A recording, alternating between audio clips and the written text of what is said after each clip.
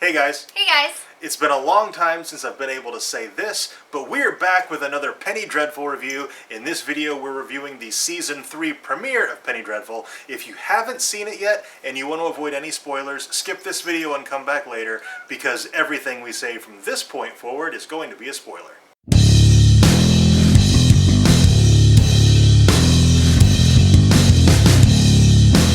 I really enjoyed this premiere. It gave me nearly everything I wanted out of it. Yeah, it was really great because we got this terrible kitty. We got this great overview of almost all of the characters and what has happened since they left us, and it concluded with the introduction of this season's big bad, which was really awesome. Yeah. The only character we did not get a sneak peek of or a update of is Brona and her lover Dorian Gray. Yeah. And that's the one element that I think was missing out of this premiere. Yeah, I really wanted to know what was going on with them because they seemed to have some evil, nefarious plan, and I wanted to know where they had gotten with that. When Season 2 concluded, I was like, oh, Brona and Dorian, they're going to be the big bads this season. Yeah. But no, it looks like it's going to be dun dun dun Dracula! And we got the introduction of two new characters, one of which was Dracula, and the Who we other... didn't actually get to see. No, but we only him. heard his voice. Yeah. And we got Dr. Jekyll, which is really cool. I mean, they introduced a lot of other characters, but the two literary characters they introduced were Dr. Jekyll and Dracula. Yeah.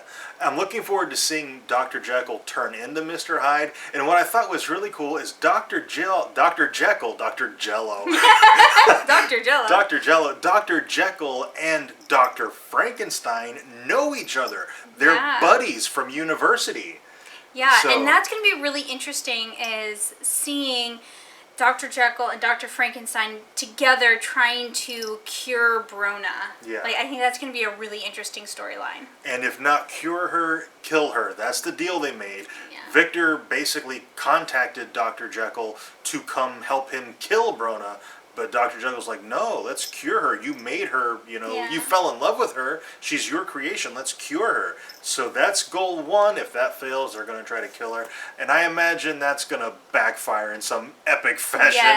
Yes. And I imagine that Mr. Hyde is not an entity yet. I'm thinking that maybe that happens while they're trying to fix Brona. Some sort of accident. Whatever the cure is, maybe the elixir that they make to cure her, maybe it turns him. Yeah, now he has been saying that he's using something to help tame the inner beast, but I don't think Mr. Hyde is out yet. Maybe he is, but I don't know. I got the impression that he's not out yet, and maybe whatever they use for Brona, maybe it needs to be stronger. He's going to take that, and that's when he's going to turn into Dr. Jekyll and Mr. Hyde. Ethan's story is looking really, really interesting as well. He starts out, he's on that train, and we saw Hecate, and at first I was like, man, Hecate's going to bust him out because she has a thing for him. Mm-hmm. But no, it was his dad. His dad sent some henchmen, and they broke him out, and Hecate had this look on her face. Like she knew what was going on, or she's got a plan, or she's thought a few steps ahead, I think, just from that look on her face. Yeah, and Ethan wasn't too happy about that either, and it looks like he's going to be trying to escape here soon. Although I don't know why he doesn't just hang around till the full moon. Yeah. we still don't know what Ethan's father's plan is. He wants to use the wolf for something, we just don't know what. Whatever it is not going to be good. Oh, of course not. Moving on to John Clare, when we left him last season, he was on the boat heading into the Arctic, presumably. It was very, very cold. And when we catch up with him this season, it's stuck in the ice. And folks are dying. They're getting chills and they're dying. And it was an interesting scene because the one crewman wants to eat this dying child. And John Clare stops him from killing the child, but then he has this flashback, and it's the first time we've ever gotten any kind of insight into John Clare's previous life from when he was alive the first time. Yeah, because unlike Brona, he didn't get his memories back after he awoke from death. Or at least it took him longer than it did for her. Yeah. And so the fact that he is flashing back, that made him I don't know, something happened there, and he snapped the kid's neck and then was like, peace out, guys, and he left. And he's walking through the snow back toward England. Yes, so that'll be exciting, because I was not happy that he was leaving. I was like, no, I like him. He's such a great character, so I'm glad he's coming back and is going to be part of our story. And so far, he's the only character we've got an update on who had left London and is on his way back. Yes. Sir Malcolm has been enlisted by a Native American who is affiliated with Ethan somehow. We don't really know how. We do get the impression that he's been tracking Malcolm for a really long time. Yes, and that he just missed him in London and then had to go to Africa, and he's been waiting for him there. Yeah. It looks like it's going to be a few episodes before Malcolm actually gets back to London. Our group is scattered all over the globe, and I really hope they get that resolved and everybody back in one place. Within a couple of episodes. Before the middle of the season. Yeah. Because I think... 2 or 3 episodes. I like them. I think it's 10 episodes this season, and I would like to have everybody back together no later than episode 5. Yeah. Because we still got Dracula to deal with. Yeah. And so we got to get everybody back together so we get plenty of time to get the full, like, the good guys versus Dracula thing going. Yeah. And Vanessa. We can't have a Penny Dreadful video without Vanessa. That would just be insane. Speaking of insane, Vanessa's going to a therapist. Yes. Vanessa has been having a really hard time. Yeah. She's just kind of given up, so she's been surviving, but little else. Like, the house is in complete disarray. Yeah.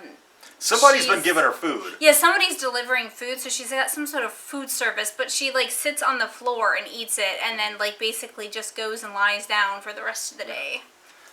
Ferdinand, I think that's his name. I think it's Ferdinand. I'm pretty sure his name is Ferdinand. He shows up and he gives her the name and contact info, name and number in the Victorian London, of his therapist, and it is a relative of the Cutwife. Yes. Which was really, same actress, she did a great job as the Cutwife. I'm really excited to see her performance as Dr. Seward. It looks like she really, in 5 minutes talking to Vanessa, she totally has her down. Yes, and I absolutely love her. She is brutally honest and very upfront. There's no fluff in her conversation. She says exactly what she wants to say in as few words as possible. There is no filler in her conversation, and it's amazing. And it's brutally honest. Yes, brutally honest. And she gives Vanessa basically homework to do. She's like, I want you to go out and do something you've never done before. Eat something you've never eaten. Go a place you never go. Talk to a stranger. Do something.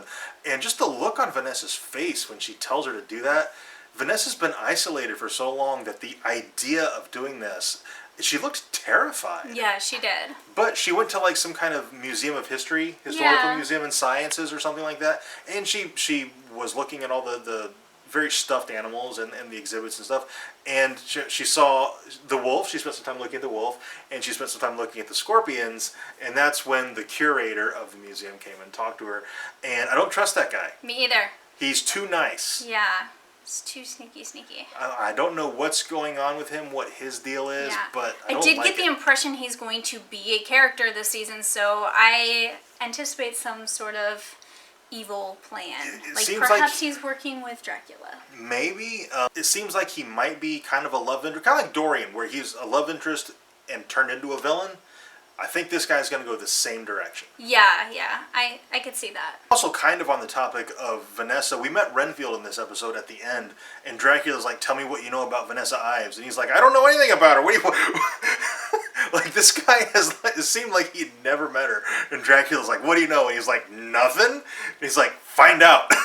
So I don't really know how Renfield and Vanessa are connected, if at all. It certainly seemed like they're not. And he is going to have to somehow insert himself into her life. Yeah, Dracula could have just picked the first Joe Schmo to have walked by at the time when he's like, I need to learn about Vanessa. Yoink. Yeah. What do you know about him? It seemed like in the way things are, he would have been a lot better served going after Ferdinand. Yeah. Because he's the only person in and around her life right now. Mm-hmm. So, but he's already kind of betrayed her once. I don't think he would again. Yeah. And I don't think she would trust him the way she would trust somebody who's never betrayed her. Right. Alright, I'm pretty sure that's it for this video. If you caught something that we missed, let us know down in the comments. We'd love to hear it. Also, if you enjoyed this video, please let us know by dropping a like on it and subscribe for more reviews. And thank you very much for watching, and we'll see you next time.